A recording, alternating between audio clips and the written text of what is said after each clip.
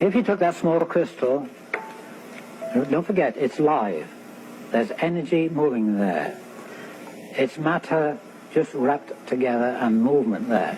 Now, if you took a piece of copper wire, fine copper wire, and you wrapped so many coils around it, leaving one end loose, and then wrapped it with some mica, and then wrapped the rest of the coil around it, and leave the two wires, one outside the mica and one inside the mica, now you have a little motor.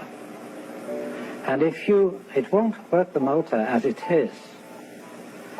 If you put it in a vise or something, to squeeze it at the center, then the two wires will make a little motor run. It's what you call piezoelectricity. Now, in the case of this, supposing I put that up into a pyramid or a bigger crystal, then this is feeding that more energy, and it's continuous. Now, as you squeeze this to make it work, energy comes out, and as you release it, it comes back in again. It goes, it'll breathe for you. You'll never squeeze it empty, but as you release the pressure, so it fills itself again immediately, reaches balance.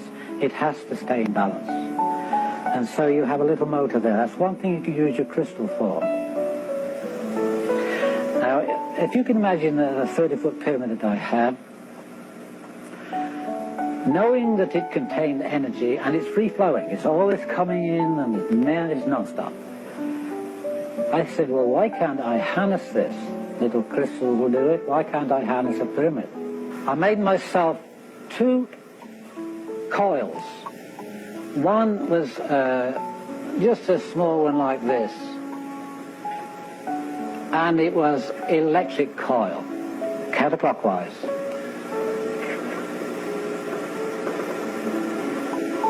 And I hung that in the top of the pyramid. But before I did that, it was stove wire. And there's about 8 strands of copper wire and stove wire. And I undid them and made them into a lot of fingers like this, spread them out, something like an antenna. And this end here, I just hung it up, fastened it up onto the beams, and that was right in the peak. Now I went downstairs, and I had a spare piece of plywood, quarter ply, and I made a magnetic coil with old antenna wire. It was double wire. And I put one end straight through into the earth, and so looking at it like this, it stuck through there, and my coil is on here like that. And the other end I left standing up to connect. One's into the earth. Now, all this wire here, it's only quarter ply, and I used 2-inch staples. The staples went straight through the ply and gave me a better ground. This was also ground in the center.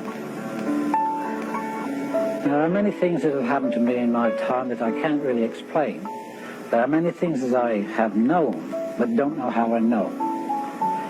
And this is one instance where this happened to me. I knew I had to connect these two together with some natural wool, sheep's wool. Nylon was not what I wanted. And so I got hold of some ordinary wool, and I measured it out. Up the stairs go right to the top. I measured it out so it hung from here to within 6 inches of the floor. Plenty to fasten to that and to fasten to this. Now I stood on some steps up there and fastened that to there. I just wrapped around and tied it round. Simple. Nothing clever about it, just fastened it to this copper wire. And I hung this down through the steps, through the stairway, until it was hanging down, but it wasn't touching the floor. I went downstairs to connect this to that, and as I caught hold of that, it threw me 20 feet across the floor. I'm 180 pounds, and it picked me up and threw me 20 feet across the floor. I got no skin on this elbow here and all down my leg here. And I lay there for about 5 minutes at least, wouldn't know what happened to me. All I had done was touched a piece of wool. Now, this wool had gone through, it wasn't even connected to this, it had gone through my cube root of the pyramid, which was about here, and up to the point, the second magnitude there, and that part was connected. And when I touched that, I grounded the whole damn thing, and it threw me 20 feet across the floor. I didn't know what had happened to me, and the result of it was I took the whole thing to pieces. I still have the parts. You can have them if you want them. And I realized that I was fooling around with something I didn't really understand. It taught me a lesson, but it also meant that I could stand here and tell you, don't fool around with these crystals until you know what you're doing.